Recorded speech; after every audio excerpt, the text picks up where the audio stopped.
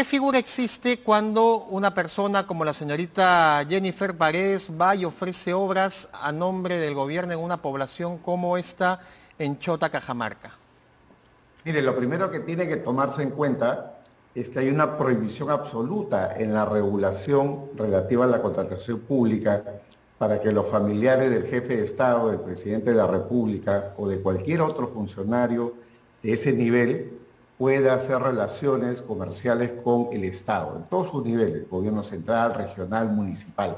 Entonces, que la señorita se presente ofreciendo obras la pone o en la posición de hablar en nombre del Estado o en la posición de hablar en nombre de la empresa privada. En ambos casos, la imputación inicial que ha levantado la Fiscalía es por el delito de tráfico de influencias.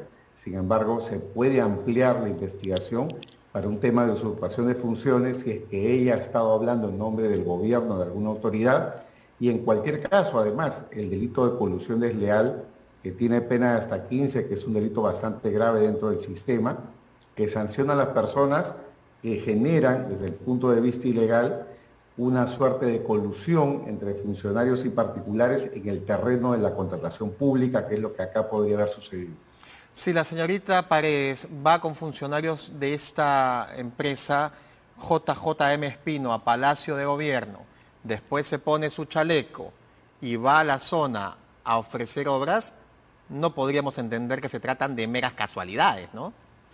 No, sin duda que no, ¿no? Este tipo de reuniones que se han producido, tanto en Palacio, que es un dato indiciario, que coincide además por las fechas, por el momento, con la gestión o el ofrecimiento público que ella hace en la región o en la zona, son pruebas indiciarias que toma la Fiscalía para poder analizar si es que detrás de este contrato, de esta obra, o potencial obra, ha existido una colusión entre funcionarios y particulares, ¿no? ¿De dónde salió el dinero para la obra? ¿Cuál es la partida? ¿Cuál es el grado de participación de esta empresa?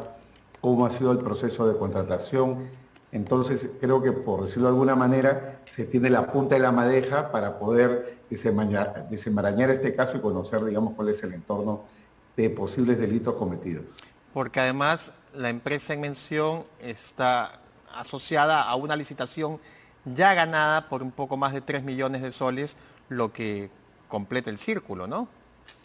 Claro, si ya tenemos de por medio un contrato público celebrado, se tiene que analizar cuál ha sido el proceso a través del cual este se ha dado y cuál ha sido el grado de influencia que ha tenido desde el Estado o desde la empresa, la cuñada del presidente, antenada, bueno, persona que ha vivido con él. ¿Y el presidente en qué posición queda? Porque es un familiar más involucrado en actos sospechosos. Ahora que la Fiscalía ha tomado la decisión de crear este equipo vinculado, digamos, a la corrupción en el poder, es decir, relativa a funcionarios que hoy día, en la actualidad, están ejerciendo el poder público, el alto poder público, este hecho, el de la cuñada, confirma o abona la tesis de la Fiscalía de que acá hay una organización criminal.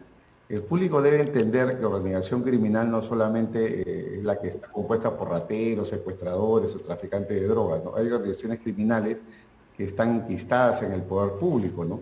Ha pasado casos en municipalidades, ministerios, y en este caso la tesis de la Fiscalía hay una organización criminal liderada por el propio presidente de la República.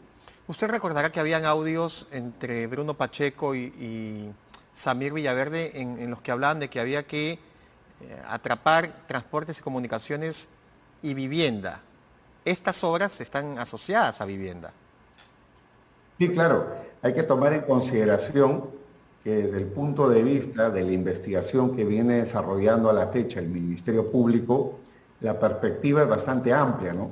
No solamente se están evaluando las obras que tienen que ver con un concreto sector, como puede ser el del Ministerio de Transportes y Comunicaciones, que es siempre apetecible porque es el que maneja altos presupuestos, sino en general todos aquellos casos en los que los familiares del presidente han podido tener intervención en lo que es presupuesto y obras públicas, y este sin duda podría ser uno de esos casos que, como digo, refuerza la tesis de la Fiscalía de que acá podría existir una organización criminal.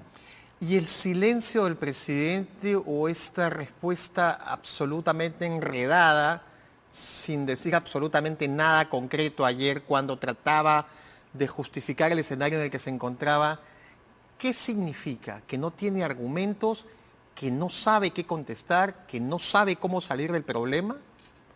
Yo creo que el presidente lamentablemente se encuentra acorralado, ¿no? Son tantos los casos de sus familiares, de su entorno de funcionarios, personal de confianza, exministros, que cometen sucesivamente y se van descubriendo sucesivos potenciales actos de corrupción que ya prácticamente no tiene una defensa, ¿no? Entonces no tiene nada que decir que pueda ser sólido o sostenible, porque al final todo este caldo de cultivo lo ha promovido él mismo desde mi punto de vista, al romper la meritocracia dentro de lo que es el ámbito de la administración pública, ¿no? Acá estamos asistiendo ante una descomposición y banalización de lo que es la función pública. Se nombra a los amigos, se nombra a los chotanos, se nombra a los paisanos, se acepta la intervención en este tipo de actos de personal vinculado a su familia.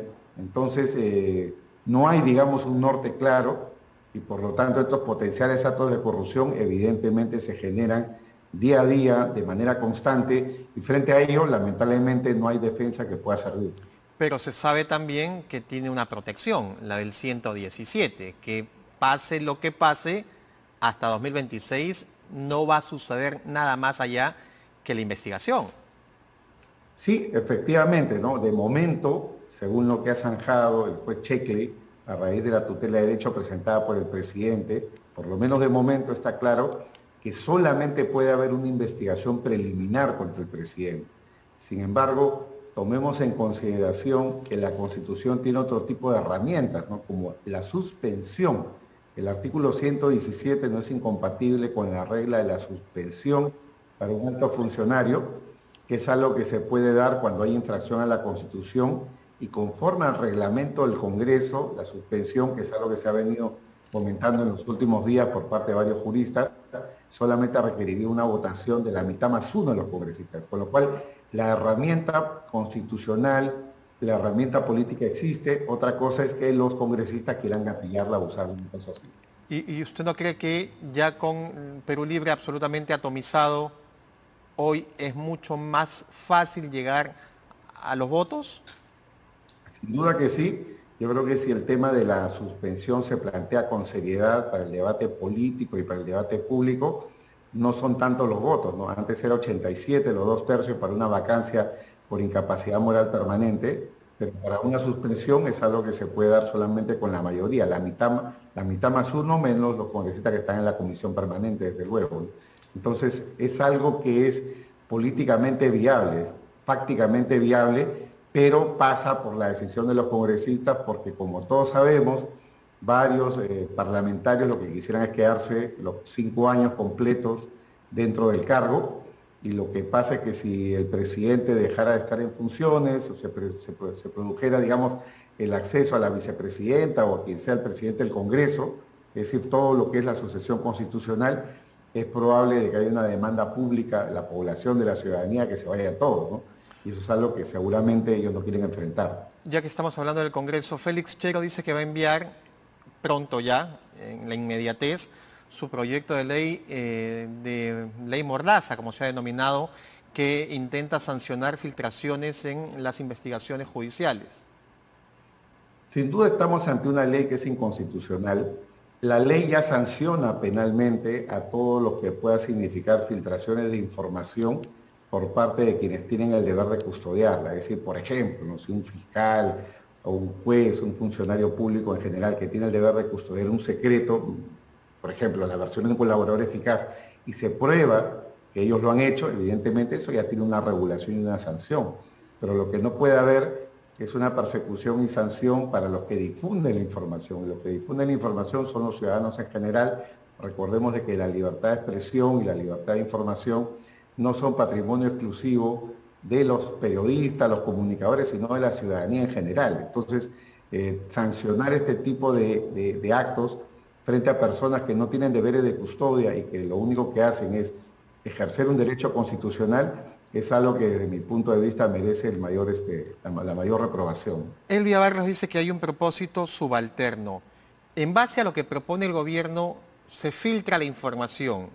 Usted o yo la difundimos, seremos también sancionables.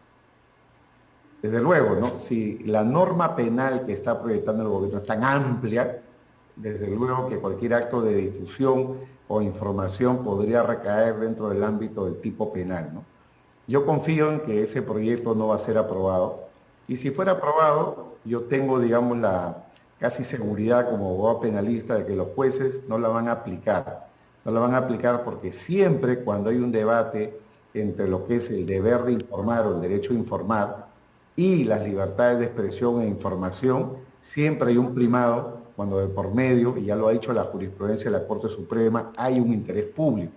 Interés público hay cuando hay un tema penal, y efectivamente cuando el tema penal atañe además a altísimas autoridades como puede ser el presidente o su entorno de poder.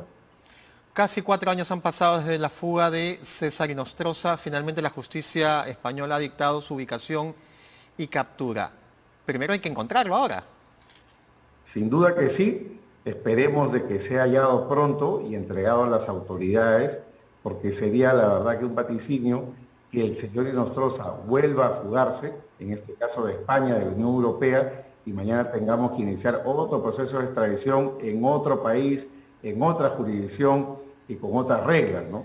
Eso implica para mí, por parte de los gobiernos, sobre todo en estos temas vinculados a crimen organizado y corrupción, a afinar estos procedimientos, porque hay veces la justicia es demasiado benévola en el sentido de que se atrasan los procesos. Por ejemplo, ¿no? El señor Inostroza presentó un pedido de asilo, ¿no? Asilo humanitario.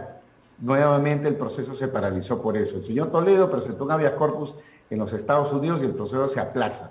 Claro, cuando hay debido proceso, no hay mayor discusión. En el caso del Perú, por ejemplo, cada vez que el Perú tiene que entregar a un ciudadano extranjero y la extradición ya ha sido declarada fundada, esto es un trámite relativamente célebre, ¿no? A nivel del gobierno y a nivel del Poder Judicial. No hay habeas corpus que, digamos, pueda paralizar el proceso de acción de amparo, pero es algo que a mi juicio tiene que afinarse a nivel de lo que es la cooperación internacional. ¿Y qué sucede? Porque el documento salió ayer y hasta el momento no tenemos noticias de dónde está Inostroza. ¿Qué sucede si ya cruzó el charco, ya cruzó el estrecho y ya salió de España y de la Unión Europea? Sí, si el señor Inostroza hubiera, por ejemplo, salido de lo que es el espacio Schengen, el espacio de la Unión Europea, él tendría que ligarse nuevas órdenes de captura a nivel internacional, es decir, alerta roja e Interpol, y donde fuere hallado, donde se sepa que está, tendrá que iniciarse el proceso de extradición, el proceso de entrega, ¿no? Hay países que tienen la práctica de la entrega más que la extradición, ¿no? Consideran que si alguien ha ingresado ilegalmente a un territorio, definitivamente lo devuelven al lugar de origen, que en este caso sería España, ¿no? Ha pasado así en muchísimos casos, como el caso, por ejemplo, del Van der Lot, ¿no? Que se huyó hacia Chile y no hubo extradición, hubo simplemente una entrega, ¿no?